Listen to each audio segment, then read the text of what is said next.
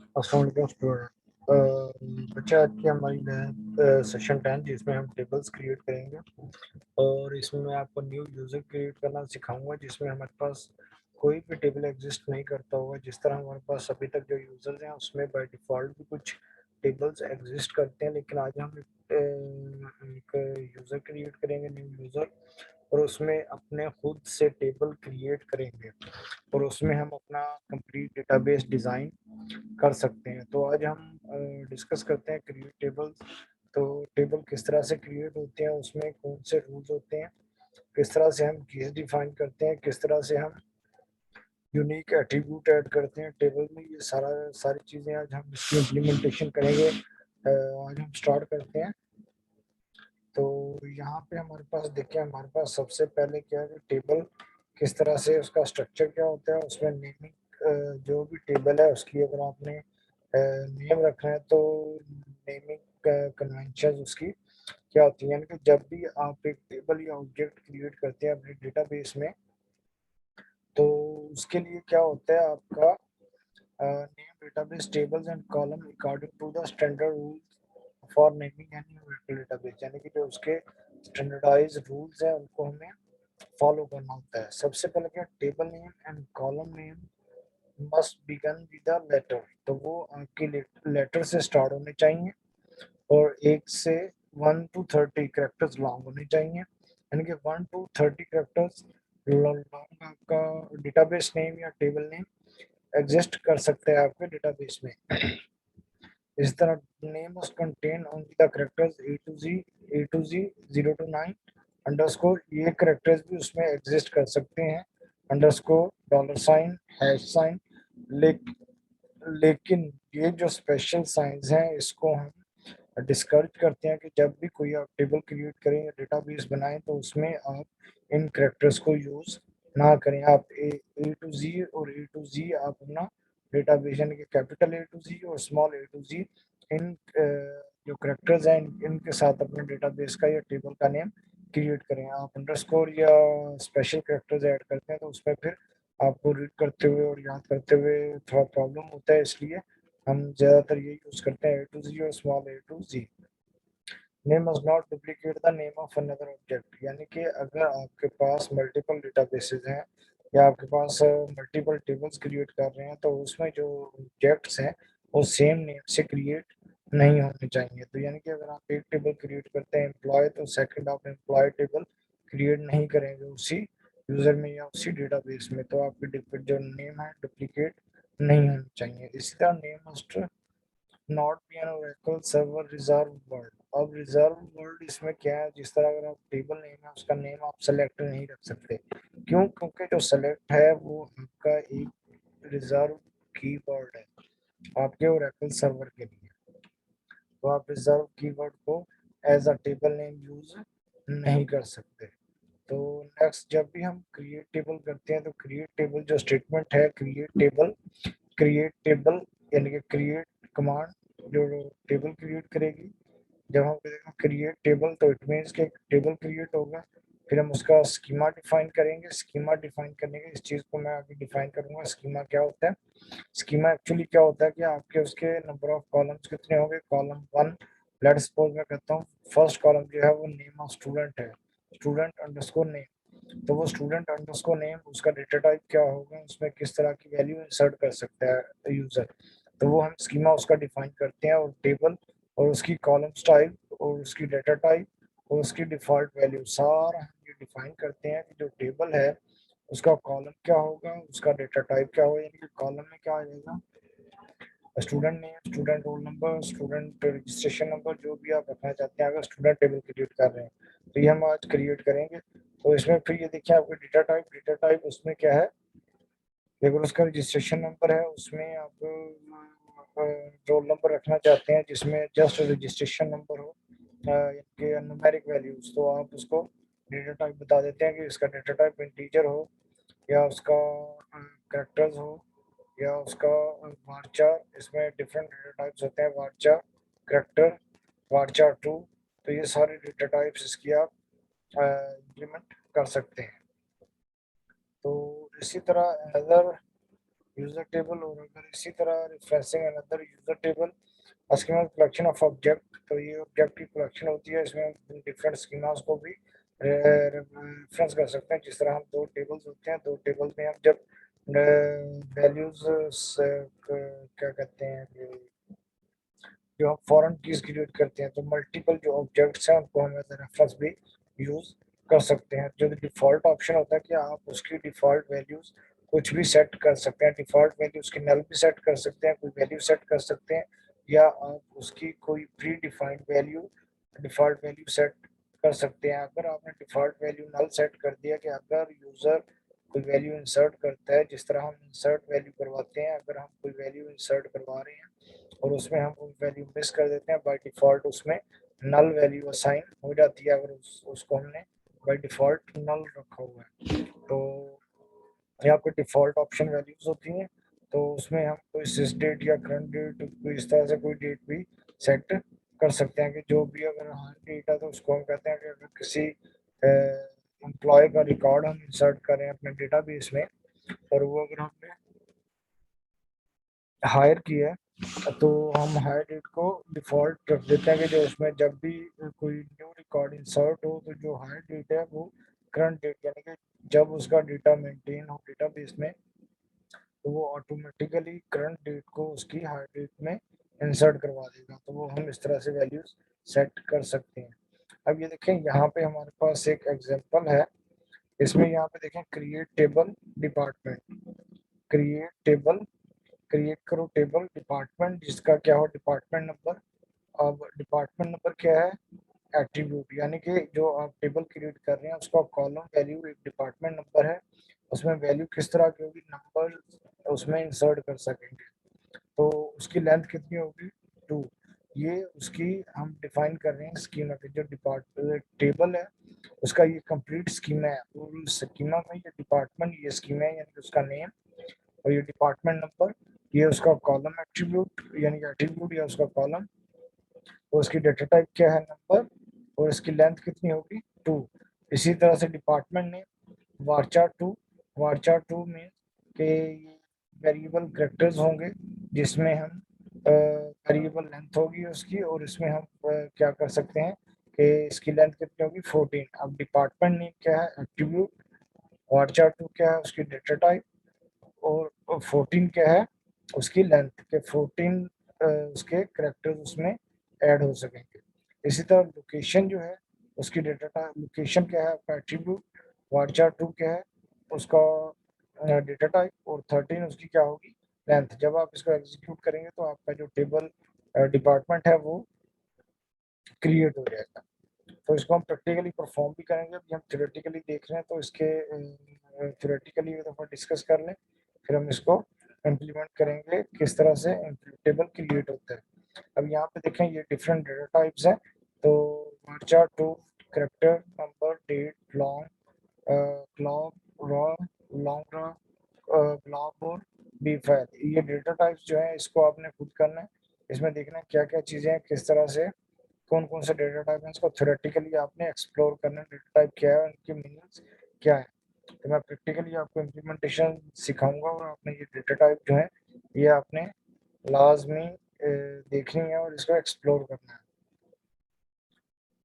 तो create a table using a सब Curie, जिस तरह से हमने सब क्यूरीज परफॉर्म किए हैं, तो सब क्यूरीज के थ्रू भी हम टेबल क्रिएट कर सकते हैं। पहले हम टेबल क्रिएट करेंगे, सब क्यूरी को भी के लिए हम लेफ्ट करेंगे, जब हम नेक्स्ट किसी लैब में जाएंगे तो वहाँ हम देखेंगे सब क्यूरी से भी किस तरह से टेबल क्रिएट होता है। लेकिन यहाँ पे फॉर एग्जांपल मैंने एक एग्जांपल क्रिएट कर दिया कि अगर आप किसी एक department number, let's suppose department 30 का डिपार्टमेंट नंबर 30 या उसके करस्पॉन्डिंग एक टेबल क्रिएट करें, तो हम उस तरह से डिपार्टमेंट 30 का भी एक टेबल क्रिएट कर सकते हैं, यानी कि क्रिएट टेबल डिपार्टमेंट 30। अब जो डिपार्टमेंट 30 है उसका एक सेपरेट टेबल होगा, as select EMP number this these values used in this department 30। तो अल्टरनेट टेबल स्ट्रक्चर, अगर आप किसी टेबल का स्ट्रक्चर चेंज करना चाहते हैं तो आप उसका स्ट्रक्चर चेंज भी कर सकते हैं। The alter table statement is used to add a new column, modify an existing column. अगर आप एक एग्जिस्टिंग टेबल है उसके रिकॉर्ड को मॉडिफाई करना चाह रहे हैं तो आप उसको मॉडिफाई भी कर सकते हैं।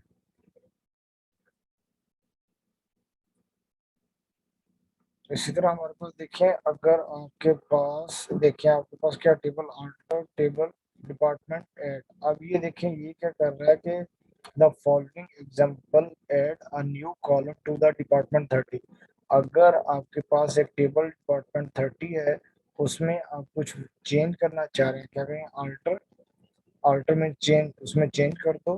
किसमें, टेबल, टेबल में, कौन सा टेबल, डिपार्टमेंट 30, उसको चेंज करो, उसमें ऐड करो क्या, जॉब, एक एट्रीब्यूट हमने ऐड किया, उसका डेटा टाइप क्या, वार्चर टू डिफाइन किया, और 9 उसका क्या है, उसकी लेंथ है कि वो उसमें 9 करेक्टर वैल्यूज उसमें इंसर्ट हो सकती हैं। इसी तरह अगर आप एक मॉडिफाई करना चाहते हैं कि एक रिकॉर्ड आपने इंसर्ट कर दिया है और उसका कुछ वैल्यू आप मॉडिफाई करना चाह रहे हैं, देखें अल्टर टेबल डिपार्टमेंट 30 मॉडिफाई। अगर आपने मॉडिफाई करना है तो एक रिकॉर्ड को ई नेम आप मॉडिफाई कर दें। अब देखें आपका क्या है, वार्चर टू, तो उसका स्कीमा जो है वो मॉडिफाई हो जाएगा। वार्चर टू उसकी डेटा टाइप होगी और उसकी लेंथ जो थी, लेट्स सपोज 14 थी, हमने 15 कर दी। तो अब उसका जो ई नेम है वो उसकी डेटा टाइप वार्चर टू हो जाएगी, और उसकी जो लेंथ है तो कितने कैरेक्टर्स वो होल्ड कर सकता है वो 15 हो जाएगी।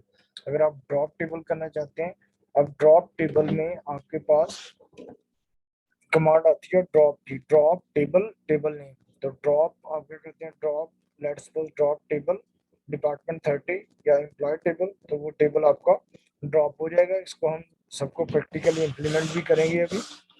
फर्स्ट हम थ्योरेटिकली अभी डिस्कस कर रहे हैं। Changing the name of an object. अगर आप एक ऑब्जेक्ट का यानी कि आप किसी टेबल का नेम चेंज करना चाह रहे हैं, तो आप उसे चेंज भी कर सकते हैं। उसके लिए क्या होता है, rename department to department, rename, rename उसको रीनेम कर दो डिपार्टमेंट टेबल नेम जिसका नाम डिपार्टमेंट है, टू किसमें, डिपार्टमेंट। अब उसका क्या, जो आपका टेबल डीपीटी होगा उसका नेम डिपार्टमेंट हो जाएगा।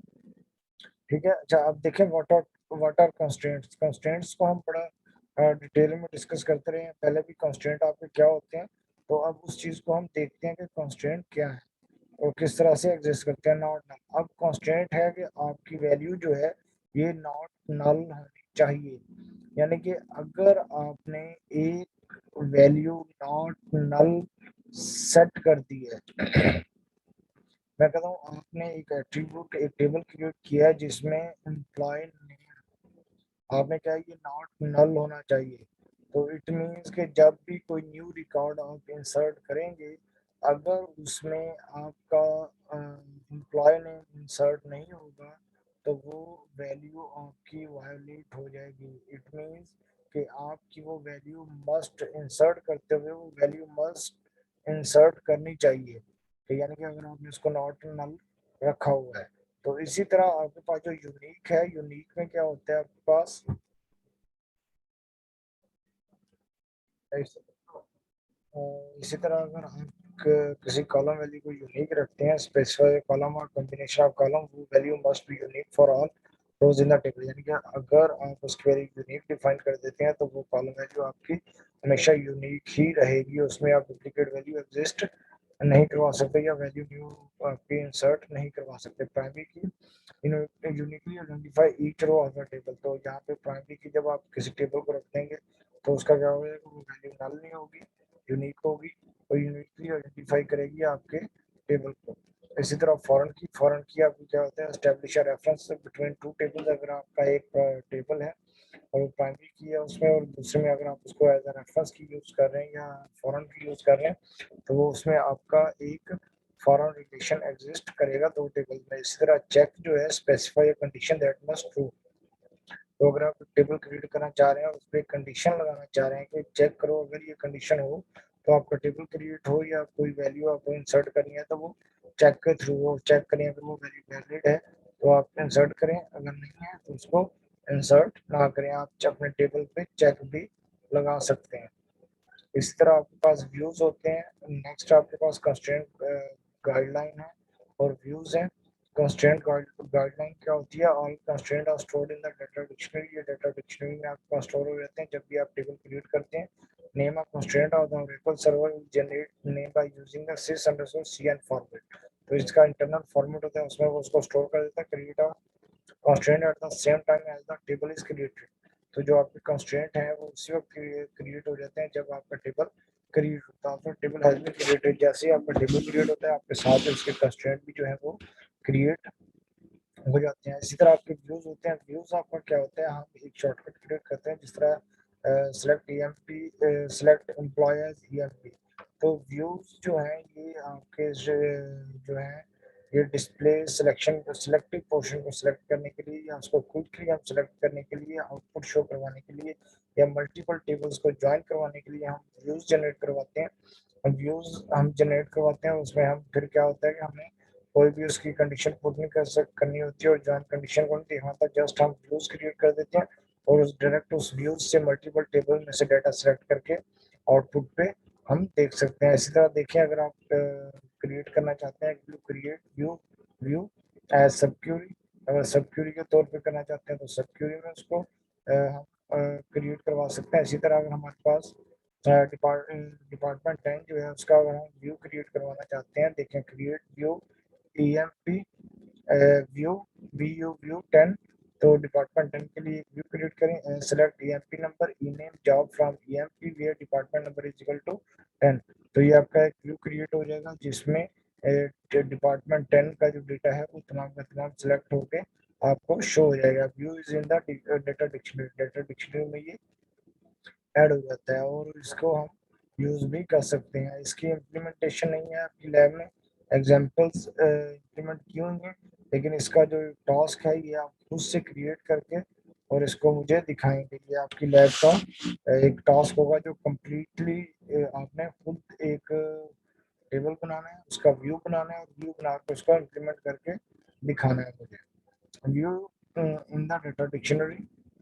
तो इसमें क्रिएटिंग है कम्प्लेक्स व्यू भी हम क्रिएट कर सकते हैं। सिंपल व्यू और कम्प्लेक्स व्यू दो व्यूज होते हैं। सिंपल व्यू में कि सिंपल व्यू किस तरह क्रिएट करते हैं और कम्प्लेक्स व्यू किस तरह से क्रिएट कर सकते हैं, तो ये आपने करना है। तो create a complex view to show employ number, name, department name.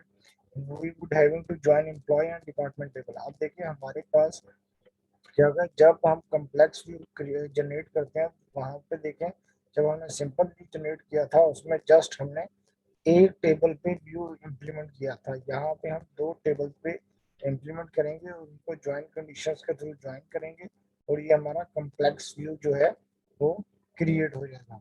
तो अगर आप रिमूव करना चाहते हैं तो ड्रॉप व्यू, व्यू नेम लिख देंगे तो वो व्यू आपका ड्रॉप हो जाएगा। ड्रॉप व्यू EMP VU10, जो एम्प्लॉय 10 के लिए, डिपार्टमेंट 10 के लिए जो व्यू क्रिएट किया था वो यहाँ पे ड्रॉप हो जाएगा। तो अब हमारी एक्सरसाइज है, एक्सरसाइज से जाने से पहले हम देखते हैं कि किस तरह से हम टेबल क्रिएट करते हैं। अच्छा बेटे, यहाँ पे देखें, अगर हमारे पास यहाँ पे देखें हमारे पास सिस्टम है।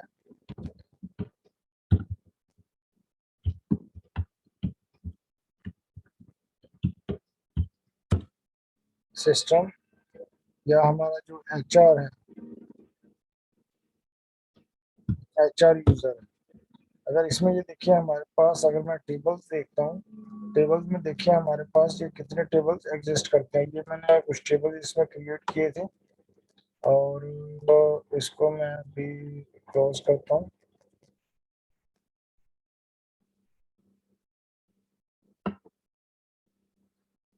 अब ये देखिए हमारे पास जो सिस्टम है, अगर इसमें मैं टेबल्स देखूं तो ये देखें बाय डिफॉल्ट मेरे पास कितने टेबल एग्जिस्ट कर रहे हैं। यहाँ पे देखिए मेरे पास कितने टेबल बाय डिफॉल्ट इसमें एग्जिस्ट करेंगे। तमाम टेबल इसमें बाय डिफॉल्ट एग्जिस्ट कर रहे हैं, इसको आप यूज कर सकते हैं। लेकिन अगर आप अपना डेटाबेस क्रिएट करना चाहते हैं, अपने टेबल क्रिएट करना चाहते हैं, तो उसके लिए आपका क्या होता है, आप अपना डेटाबेस क्रिएट करें, उसमें अपने टेबल्स क्रिएट करें। अब यहाँ पे देखिए अगर मैं टेबल क्रिएट करता हूँ तो मुझे वो सर्च करना पड़ेगा कि वो टेबल कहाँ पे एग्जिस्ट करता है। तो उससे बेहतर है कि मैं अपना एक न्यू यूजर जो है वो क्रिएट कर लूँ इसी सिस्टम में रहते हुए। अब सिस्टम में अभी देखें ये अदर यूजर आपके पास आ रहा है सिस्टम में। जब आप लॉगिन होते हैं, सिस्टम में लॉगिन होने के बाद अगर इसके लास्ट में देखें अदर यूजर आपके पास आ रहा है। अदर यूजर पे जब आप क्लिक करेंगे यहाँ पे आ रहा है क्रिएट यूजर। तो आप एक न्यू यूजर भी क्रिएट कर सकते हैं जिसमें कोई भी टेबल आपका एग्जिस्ट नहीं करता होगा। तो आप जो भी टेबल क्रिएट करेंगे वो खुद से टेबल क्रिएट करेंगे, उसका स्कीमा खुद से डिफाइन करेंगे, हर चीज खुद से डिफाइन करेंगे। तो यहाँ पे देखिए हमारे पास जो क्रिएट टेबल क्रिएट हमने यूजर करना है। यूजर लेट सपोज मैं करता हूँ हमारी लैब 10 है, तो मैं LAB_10, तो मैं यूजर जो है वो 10 करता हूँ। इसका पासवर्ड कुछ भी आप रख रहे हैं।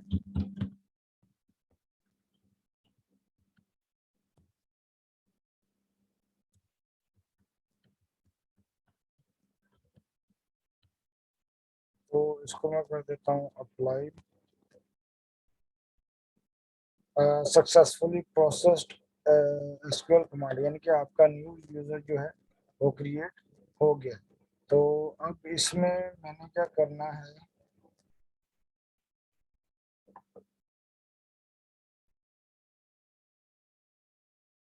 इसमें मेरे पास देखेंगे यूजर यूजर मैंने कौन सा क्रिएट किया था, lab_10। अभी देखें lab_10 मेरे पास न्यू यूजर क्रिएट हो गया। अदर यूजर देखें ये इसको मैंने एक्सपेंड किया, क्या हुआ यूजर, इस पर मैंने राइट क्लिक करके पहले यूजर क्रिएट किया। जब यूजर क्रिएट हो गया उसको ओके किया। ओके करने के बाद इसको मैं प्रिविलेजेस दूंगा।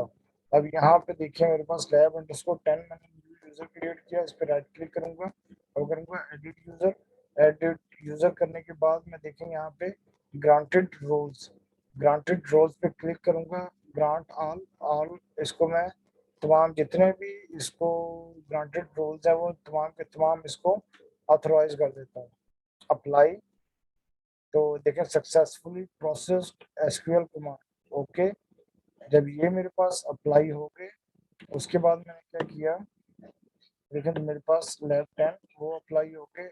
एडिट यूजर के बाद सिस्टम प्रिविलेजेस, तो इसको मैं ग्रांट ऑल अप्लाई।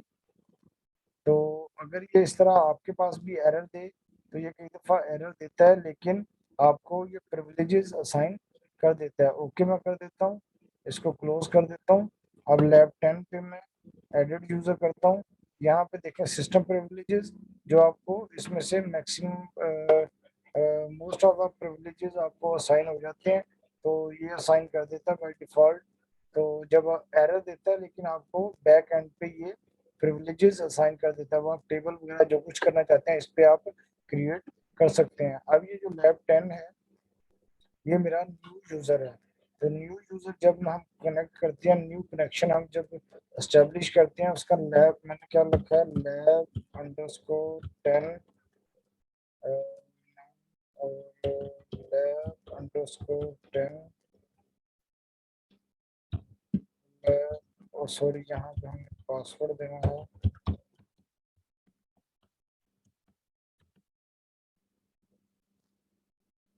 ये देखें आपके पास स्टेटस सक्सीड हो गया। अब इसको मैं कनेक्ट करता हूँ। ये देखें lab_10 आपके पास कनेक्ट हो गया। अब जब ये कनेक्ट हो गया, अगर इसमें ये देखूं, अगर मैं टेबल में देखूं तो यहाँ देखें मेरे पास कोई भी टेबल इसमें एग्जिस्ट नहीं करता। जिस तरह मेरे पास सिस्टम है, अगर मैं सिस्टम में देखूं टेबल्स पे जाऊं तो देखें मेरे पास कितने टेबल बाय डिफॉल्ट एग्जिस्ट कर रहे हैं। लेकिन इसी चीज़ को हमने एलिमिनेट करने के लिए कि ये चीज़ें हमारे पास ना हो कि जो हम टेबल खुद से क्रिएट करें, जस्ट हमें वही टेबल शो हो। तो यहाँ पे देखें टेबल कोई भी आपके पास अब एग्जिस्ट नहीं करता। जो भी आप टेबल क्रिएट करेंगे वो आपके पास यहाँ एग्जिस्ट करेगा। तो अभी हम जब टेबल क्रिएट करेंगे तो हम यहाँ पे अपने टेबल्स देखेंगे जो क्रिएट हो रहे होंगे। तो सबसे पहले हम देखते हैं हमारी फर्स्ट जो लैब टास्क है। फर्स्ट लैब टास्क हम देखते हैं, तो उसमें देखते हैं फर्स्ट लैब टास्क हमारा क्या है।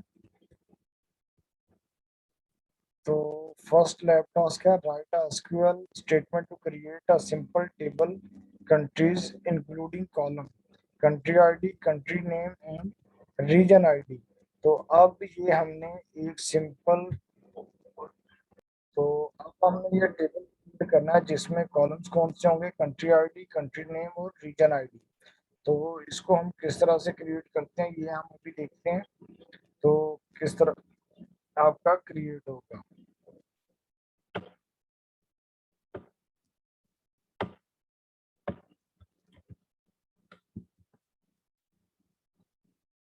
तो इसमें ये देखें आपने क्या किया, क्रिएट टेबल, हमारा क्रिएट टेबल, टेबल क्रिएट करो कंट्रीज का। कंट्रीज में क्या होना चाहिए, कंट्री आईडी, एक उसका जो कॉलम है वो क्या होना चाहिए, कंट्री आईडी, उसकी डाटा टाइप क्या होनी चाहिए, वार्चर, और उसकी वार्चर ये आप खुद डिफाइन करते हैं, उसकी जो भी डाटा टाइप आप उसको देखते हुए डिफाइन करते हैं, कंट्री आईडी। और अगर कंट्री आईडी है, यहाँ पे मैंने वार्चर रखा है, आप यहाँ पे नंबर भी रख सकते हैं, आप यहाँ पे उसका डेटा टाइप नंबर भी डिफाइन कर सकते हैं। अगर कंट्री आईडी आप in the form of numeric save करना चाहते हैं, ये हर पर्सन पे डिपेंड करता है कि वो उसकी डेटा टाइप क्या डिफाइन करता है एक एट्रीब्यूट की। तो अब कंट्री नेम आपको पता है, कंट्री नेम जो है जिस तरह पाकिस्तान एक कैरेक्टर वैल्यूज है, तो उसके लिए हमें वार्चर ही चाहिए और उसकी लेंथ हम डिफाइन कर देते हैं 40। और इसी तरह जो region ID let's suppose region ID मैं कहता हूँ रंगियार खान जो है RY के _92 है। तो इसमें क्या होता है, आपके पास न्यूमेरिक वैल्यू भी आ सकती है, करेक्टर वैल्यूज भी आ सकती हैं, मिक्स भी आ सकती हैं। तो यहाँ पे मैंने जो डिफाइन किया, मैंने जस्ट उसको डेसिमल रखा है कि मुझे सिर्फ डेसिमल वैल्यू के 1 2 3 4 5 6 10 इस तरह से डेसिमल वैल्यूज चाहिए, तो वो डेसिमल वैल्यूज को स्टोर करवाएगा। अगर इसको मैं एग्जीक्यूट करता हूँ, तो ये आपका जब एग्जीक्यूट करता है टेबल कंट्रीज क्रिएटेड, तो आपका जो टेबल कंट्रीज है वो क्रिएट हो गया है। लेकिन एक चीज यहाँ पे हो रहा है, जो हमारे हम पहले क्या करते थे, जब भी कोई वैल्यू इंसर्ट करवाते थे तो उसमें हम क्या करते थे, हम एक वैल्यू हम क्या करते थे, कोई भी वैल्यू जब इंसर्ट करते थे तो उसको हमें कमिट करना पड़ता था। लेकिन जब आप टेबल क्रिएट करते हैं तो कमिट स्टेटमेंट आपकी ऑटो एग्जीक्यूट हो जाती है, यानी कि ये टेबल आपका कमिट हो जाता है। अगर मैं यहाँ पे आप देखें, यहाँ पे आपके पास जो टेबल है, टेबल में कुछ भी शो नहीं हो रहा, लेकिन जैसे ही मैं रिफ्रेश करूंगा इसको यहाँ से, तो ये जो टेबल है आपका कंट्रीज यहाँ पे शो हो जाएगा। अभी देखेंगे आपके पास टेबल कंट्रीज आ गया। अगर मैंने इसकी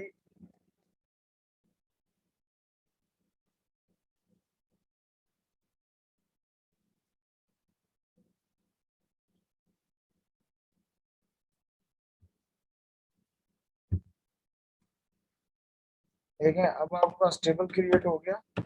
अगर आपने इसकी डिस्क्रिप्शन देखनी है, अब टेबल क्रिएट हो गया, टेबल क्रिएट होने के बाद अगर आपका डेटाबेस है उसमें कोई भी टेबल एग्जिस्ट करता है, आप उसकी डिस्क्रिप्शन देखना चाहते हैं, तो उसके लिए डिस्क्रिप्शन DESC यानी कि डिस्क्रिप्शन। तो डिस्क्रिप्शन किसकी देखनी है, COUN कंट्रीज।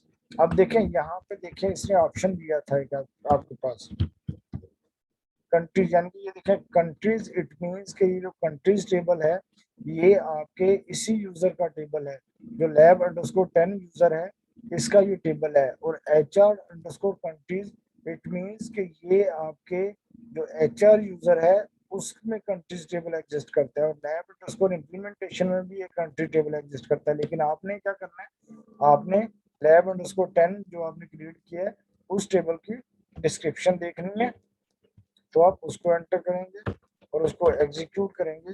तो ये आप इसको, ये देखें अब इसने क्या कर दिया, इसकी डिस्क्रिप्शन बता दिया आपको, टेबल कंट्रीज क्रिएटेड पहले हमने क्रिएट किया था, और उसके बाद नेम। अब देखें ये जो इसके नेम है, इट मीन कि ये इसके कॉलम्स हैं, country ID, country name, region ID. अब वार्चा टू 40 नंबर 10। अब यानी कि इसकी डेटा टाइप क्या है, वार्चा 2, और इसकी लेंथ कितनी है 2। और इसी तरह वार्चा 2 और इसकी लेंथ कितनी है 40। इसी तरह डेसिमल यानी कि नंबर है और इसकी लेंथ कितनी है 10। अगर इस टेबल में मैं वैल्यू इंसर्ट करता हूँ, insert into countries.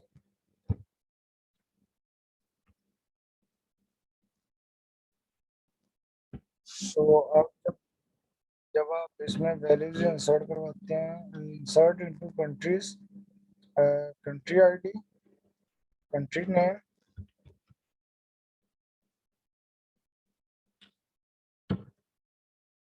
Country underscore comma, next आपकी वैल्यू क्या है, region ID, region underscore ID.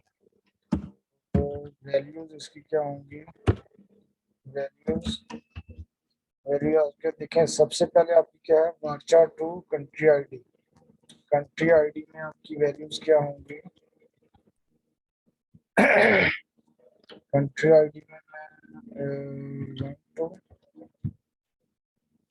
Next में रखता हूँ value country name dot comma, region ID में रीजन आईडी 1 2 3, इसको मैं एग्जीक्यूट करता हूँ। Insert into countries, column not allowed है, कॉलम नॉट।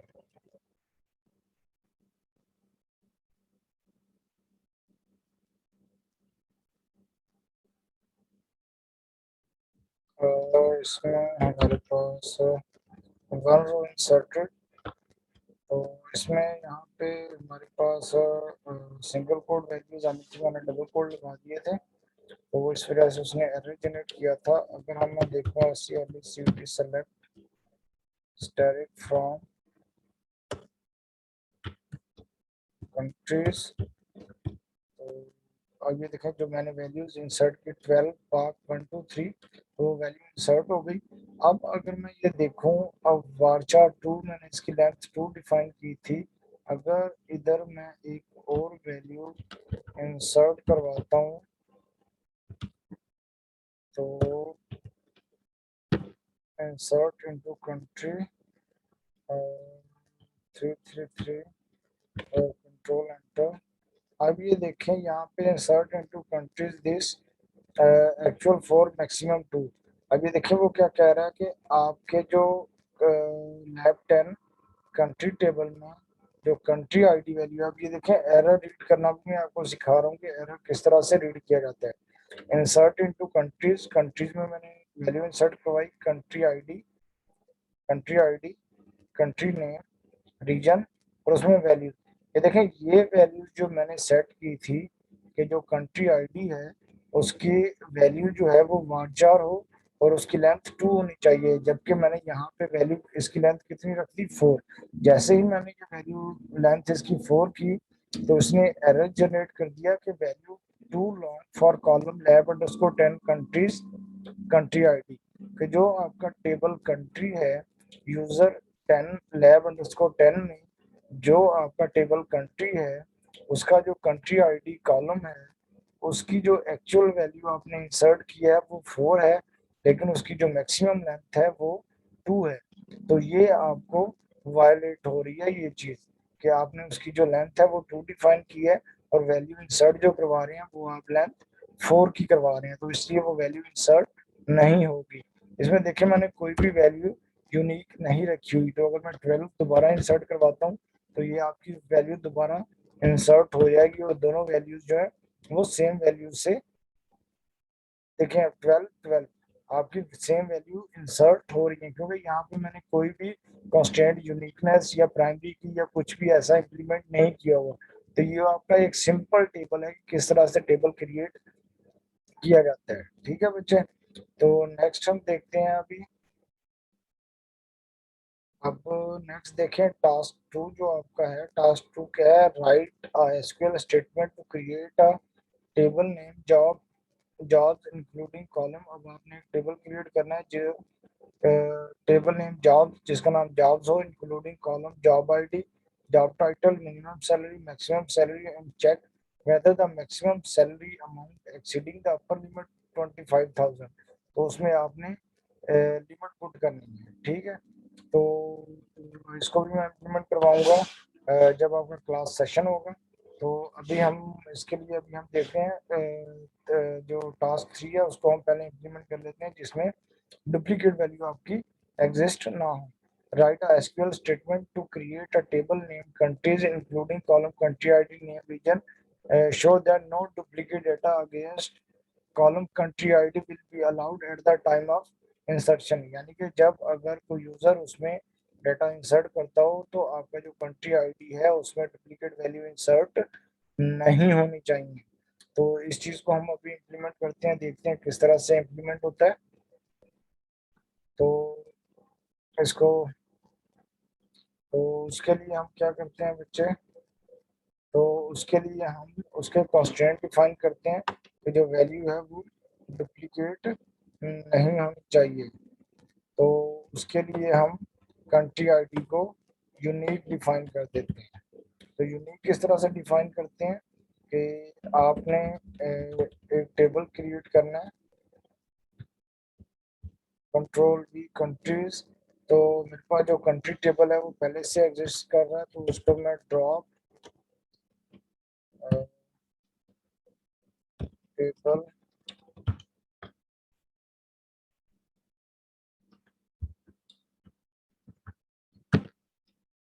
कंट्रीज, अब जो टेबल है उसको पहले मैं ड्रॉप कर लूँ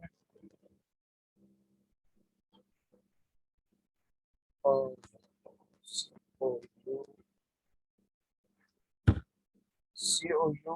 COUNTRIES। अब the table table countries drop. अब आपका जो टेबल है वो ड्रॉप हो गया। जब टेबल ड्रॉप हो गया तो मैंने इसको रिफ्रेश करता हूँ, तो यहाँ पे देखें आपका टेबल दोबारा से ड्रॉप हो गया। अब कोई भी टेबल एग्जिस्ट नहीं करता। जब टेबल एग्जिस्ट नहीं करता तो उसी नेम से मैं दोबारा एक टेबल क्रिएट कर सकता हूँ। उसमें देखें country ID varchar not null. अब इसको मैंने कर दिया कि इसको नॉट नल होना चाहिए। जब भी वैल्यू इंसर्ट हो तो नॉट नल वैल्यू इंसर्ट होनी चाहिए, नल वैल्यू पास नहीं हो सकती। कंट्री नेम वो भी नॉट नल होगी, रीजन आईडी वो भी नॉट नल होगा, और यूनिक कंट्री आईडी जो है वो वैल्यू जब भी इंसर्ट होगी वो वैल्यू हमेशा यूनिक होगी। इसको देखते हैं वायलेट किस तरह करते हैं। अभी ये कंस्ट्रेंट मैंने सेट कर दिया कि यूनिक कंट्री आईडी जो है वो ही यूनिक होगी। Table countries created. जब ये टेबल क्रिएट हो गया, क्रिएट करने के बाद मैं इसमें ये वैल्यू इंसर्ट करता हूँ, बल्कि इस दोनों को मैं इकट्ठा एग्जीक्यूट करता हूँ।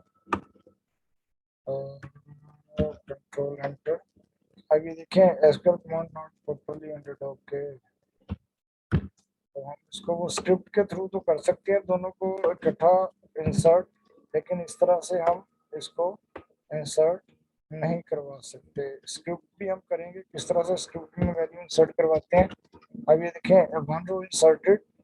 अब देखें यहाँ पे मैंने क्या किया, कंट्री आईडी यूनिक, ये यूनिक कंट्री आईडी जो यूनिक है। अगर सेकंड वैल्यू मैं 12 वैल्यू के साथ इंसर्ट करता हूँ तो इट मीन्स कि इसको एरर जनरेट करना चाहिए, आपका जो कंस्ट्रेंट यूनिक है वो वायलेट करना चाहिए।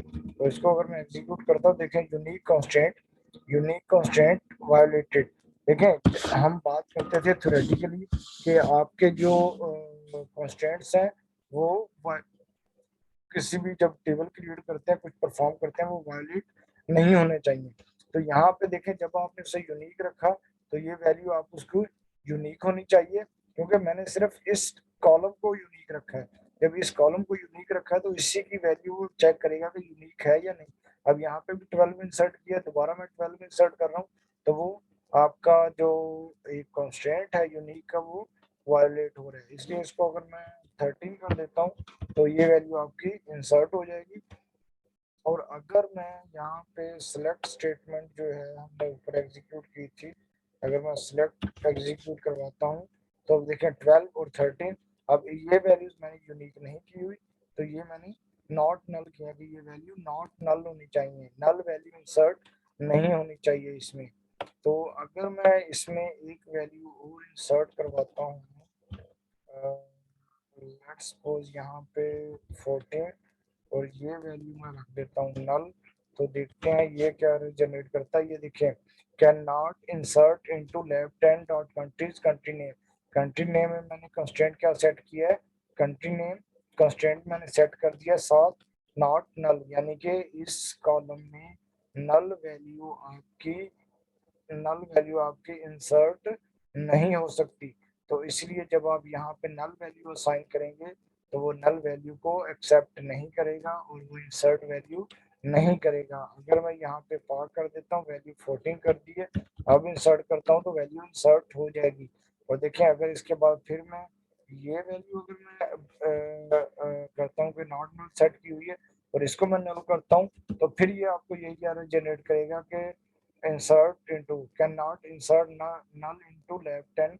लेफ्ट हैंड आपका यूजर है, कंट्री उसमें टेबल है, रीजन आईडी उसका एट्रीब्यूट है। तो इस एट्रीब्यूट में कहता है आप नल वैल्यू इंसर्ट नहीं कर सकते। तो अगर मैं उसमें नल वैल्यू, सॉरी, तो